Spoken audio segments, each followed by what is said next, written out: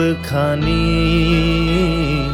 ari ono notonan apango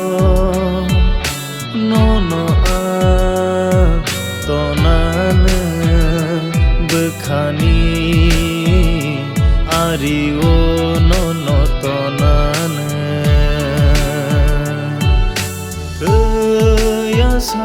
nono alang mau lo giruan yasa nono alang mau lo giruan tonggo ani khawon thuyasang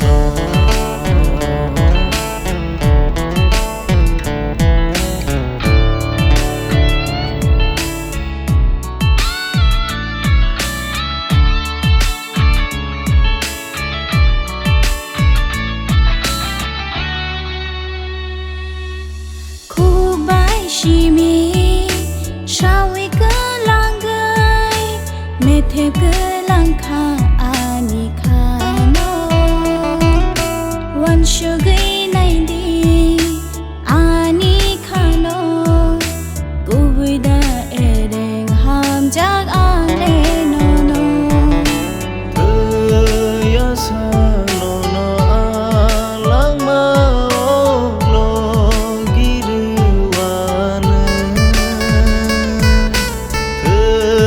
yasa nono alang mau lo giruan nili methep kelangka ani khano